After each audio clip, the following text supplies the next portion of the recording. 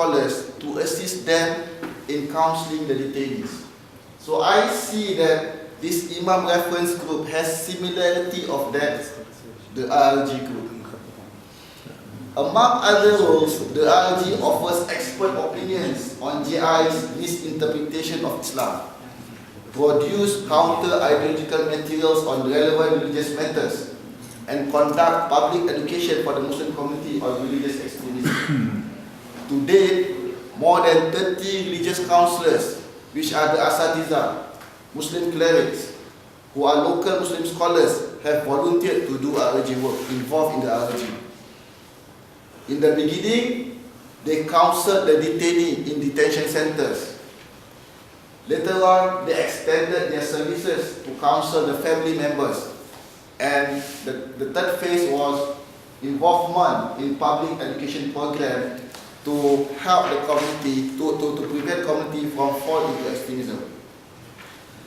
Apart from Muslim groups, various non-Muslim organizations were also briefed on the efforts taken by the RLG and in the process assure the non-Muslim community. By June 2005, the RLG stepped up its public education program. It teamed up with the local Muslim organization and mosques to organize talks and seminars related to certain misconceptions of jihad and religious extremism. The RLG has written for the counsellors 2 manuals for the purpose of rehabilitation work, which can be useful for Muslims in Australia. The response to the religious counselling program has generally been positive, as indicated in the data about the detainees I presented just now. Since most of the detainees were the sole breadwinners and their wives were homemakers, their arrest meant that the families experienced financial difficulties. Several local Muslim groups then stepped in to provide psychological, emotional, and financial support to the families. A key goal was to ensure that the education of the children was not disrupted or their future will be jeopardized. These initiatives are important in helping to win over the hearts and minds of the detainees and their family members and to integrate them back into society. It is particularly important to minimize the risk of the children being radicalized in the future by the detention of their fathers or by economic marginalization arising from disruptions to their education and loss of financial security. Many other Muslim institutions, such as mosques and civil society groups, also played their part. They initiated cultural and interfaith exchanges between Muslims and non-Muslims and organized visits to places of worship to promote better understanding among Singaporeans and also to promote understanding of other religions. For this purpose, the Islamic Religious Council of Singapore established the Harmony Center. It was officially launched in October 2006 with 2 broad aims: to promote understanding of major religions in Singapore among Muslims and to promote better understanding about Muslims and Islam among non-Muslim Singaporeans. The center is designed like a mini museum of Islamic civilizations. It provides relevant exhibits, audio-visual materials, and artifacts. To counter extremist ideology on the internet, various online initiatives were taken by individuals and organizations. One of them is my own personal blog, which I named as Counter Ideology Blog.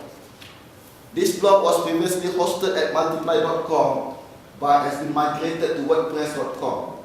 You can visit counterideology2.wordpress.com to access my personal blog dedicated for counter-ideology purpose. You can find in this blog refutations against violent extremist ideology and a lot of research materials related to radicalization, de-radicalization, which can be useful for your work in Australia. Now, I'm entering to the next part of my presentation about the work. If you are to organize this counter-extremism program in certain countries, what are the key considerations that help us? There must be certain key considerations that help to kickstart this program. Otherwise, we will be grappling with very basic things which can cause us a lot of loss of time. Now, reading and researching materials on counter-ideology and close observation of Singapore experience in handling the problem of GI have allowed us to design a framework for counter-ideology work. This framework does not offer a generic theory or model for counter-ideology. However, it offers important elements for effective counter-ideology, which is useful for any party to kickstart such work in their respective contexts, like Australia. The key aspect of the framework is about what are the key objectives if you are to conduct counter-ideology work. Who are the target groups? This is very important, otherwise we may be targeting long segment of community. What is the ideology that needs to be countered? Who are the key partners in the work? Because we cannot do it alone, especially for government agencies. They must know very well who are the key partners. What is the approach to make our counter-ideology effective? What are the key factors that will determine the success of this work? These are key elements that will determine the shape of counter-ideology work. Now, let me go to the objectives. Important objective for counter-ideological response work should be to achieve the objective listed in the slide. From this, it is important to note that the primary target group is not the violent extremists, but the majority of Muslims. That is the key target group that we must reach out to. The aim is to provide them with a correct understanding of the religion, so that they will not be easily influenced by the violent extremist propaganda. The majority Muslims should be inoculated from the threat of extremist ideology that is freely disseminated through the internet. Another important target group is non-Muslims at large. We may think, what has non-Muslims to do under counter-ideology work? It is important, because the aim is to provide them with alternative perspectives to violent extremist ideas that hopefully will reduce their anxiety, concern, and eradicate misunderstanding of Islam and Muslims. In a multiracial and multi-religious country like Australia and Singapore, this is an important aspect of which is to preserve social harmony between Muslims and non-Muslims, which any counter-extremism strategy must achieve. Why? Because terrorists also aims to destabilize society or a country. Why? Because it will make counter-terrorism operation more complicated and difficult. Terrorism strive and prosper in a destabilized situation. For example, in Yemen, in Somalia, and in many countries where law and order is a problem, and social harmony is also a problem.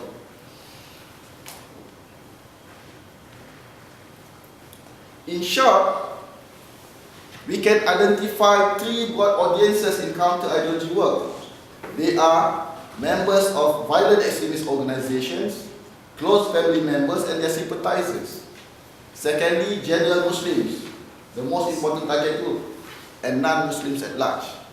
So if you want to design counter-ideology work, the work must try to deal with all these three broad categories. What are the programs to the detainees in the prison, or people who are radicalized out there?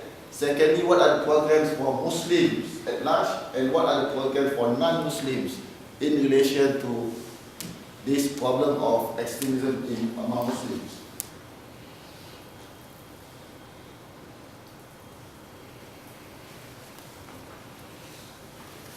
Now, the issue of ideology. When we want to counter ideology, then the first step is to understand the ideology and main ideas of the extremist groups. If we wrongly identify the ideas, then of course our refutation will be flawed also. It affects how we refute what we refute. So it's very important that we understand thoroughly what constitutes the extremist ideology that we want to counter. Therefore, efforts should be made to draw up a map of important ideas which make up the belief system of the group. The aim is to have a comprehensive view of the ideology. This will facilitate in devising appropriate response and establishing tools to monitor ideas on the ground. With clarity, you can also easily monitor the kind of ideology spread in the community. And it helps us to basically have a kind of metrics to indicate, to help us in rehabilitation program, whether the person has been rehabilitated or not. Without this clarity, then all these things will be difficult for us to deal with. Clear understanding of the ideology also helps us to distinguish the group's features better and minimize the danger of mistakenly attacking wrong ideas and groups, because needlessly antagonizing others will further complicate the problem. Thus, serious effort should be put to collate and compile related materials, primary materials related to extremist groups themselves. Specialists in the area should be recruited to analyze, offer criticism, and alternative views.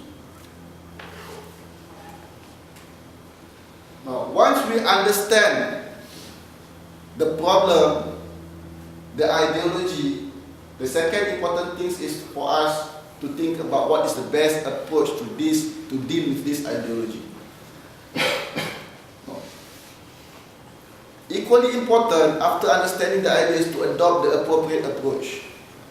It is suggested that the theological and juristic approach be adopted. The reasons are: first, the theological nature of violent extremist ideas, which are often couched in jurisprudential pronouncements.